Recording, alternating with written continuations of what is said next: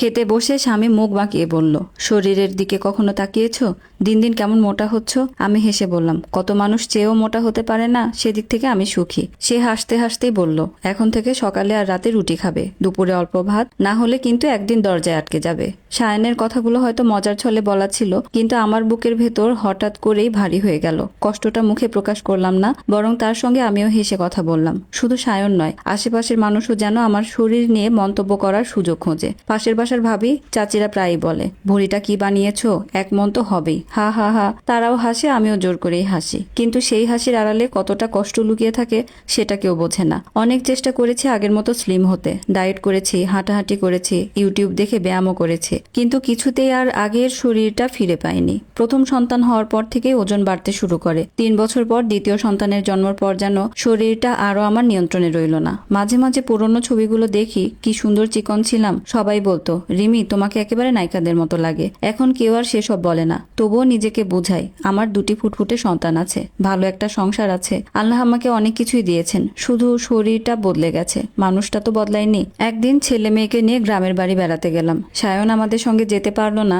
বলল অফিসে নাকি অনেক কাজ। মনের মধ্যে একটু খারাপ লাগলেও কিছু বলিনি, কিন্তু গ্রামের বাড়িতেও শান্তি পেলাম না। এক ফুফাতো বোন বলল, আপা ঢাকার খাবার দাবার মনে হয় খুব ভালো, আপনাকে তো চেনাই যাচ্ছে না। এক খালা হাসতে হাসতে বললেন, আর একটু মোটা হলে কিন্তু হাঁটতেই কষ্ট হবে। সবাই হয়তো মজা করছিল, কিন্তু প্রতিটা কথা আমার মনে সূঁচের মতো বিঁধছিল। 4 দিন থেকে আবার দুপুরে ঢাকায় ফিরে এলাম। সায়ন তখন অফিসে, আমার কাছে ফ্ল্যাটের চাবি ছিল। দরজা খুলে ভেতরে ঢুকলাম, বাচ্চারা ক্লান্ত হয়ে ঘুমিয়ে পড়লো। আমি রান্নাঘরে পানি গরম করতে যাচ্ছি, এমন সময় কলিং বেল বাজলো। দরজা খুলে দেখি পাশের ফ্ল্যাটের ভাবি, মুখে অদ্ভুত এক গম্ভীর ভাব। তিনি ভেতরে এসে সোফায় বসে বললেন, রিমি তোমাকে একটা কথা বলি, রাগ করো না আবার। আমি হেসে বললাম, না ভাবি বলেন, রাগ করবো কেন? তিনি কয়েক সেকেন্ড চুপ করে থেকে বললেন, নিজের শরীরের দিকে একটু যত্ন নিও, স্বামীর সামনে একটু আকর্ষণীয় হয়ে থেকো। আমি অবাক হয়ে তার দিকে তাকিয়ে বললাম। তিনি নিচু গলায় বললেন, আসলে কথাটা বলা ঠিক না, তবুও না বললেও আমার মন মানত না। তোমার স্বামীকে অন্ধবিশ্বাস করো না।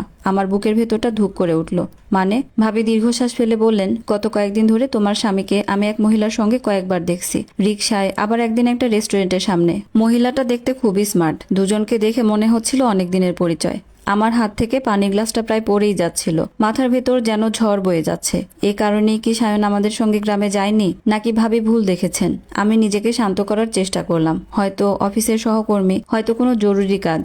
কিন্তু পরের মুহূর্তে মনে পড়ল, গত কয়েক মাস ধরেই সায়ন প্রায়ই রাত করে বাসায় ফিরছে। ফোনে কথা বলার সময় আমাকে দেখলেই অন্য ঘরে চলে যায়, আগের মতো আর ফোনটাও আমার হাতে দেয় না। এইসব কি শুধুই কাকতালিয়া, নাকি আমি এতদিন কিছুই বুঝতে পারিনি? ভাবি চলে যাওয়ার পরও আমি দরজার চৌকাঠে প্রায় স্তব্ধ হয়ে দাঁড়িয়ে রইলাম। মাথার ভেতর এক ধরনের তীব্র শূন্যতা ঝিঝি পোকার শব্দের মতো বাজতে লাগলো। চোখের সামনে ভেসে উঠছে সায়নের মিষ্টি হাসি মাখা মুখটা।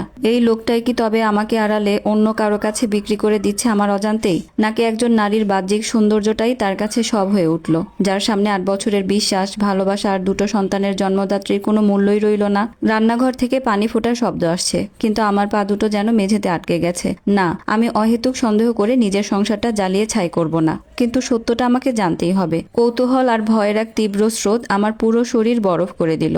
ড্রয়িং রুম থেকে ধীর পায়ে আমাদের শোয়ার ঘরে গেলাম। ঘরটা থমথমে হয়ে আছে। 2 বাচ্চা অন্য ঘরে অঘরে ঘুমাচ্ছে। তারা জানেই না তাদের মায়ের পায়ের তলার মাটিটুকু কিভাবে সরে যাচ্ছে। সায়নের স্টাডি টেবিলটার দিকে তাকালাম। ড্রেসিং টেবিলের আয়নার চোখ পড়তেই নিজের প্রতিবিম্ব দেখে একটা দীর্ঘশ্বাস বের হয়ে এলো। মেদ জমে যাওয়া এই শরীরটার জন্যই কি আমি আজ অবহেলিত? আসসালামু আলাইকুম। আপনাদেরকে এতক্ষণ একটা সংগৃহীত গল্পের প্রথম অংশ পড়ে শোনাচ্ছিলাম। গল্পের বাকি অংশ পরবর্তীতে আপনাদের সঙ্গে শেয়ার করব। আল্লাহ হাফিজ।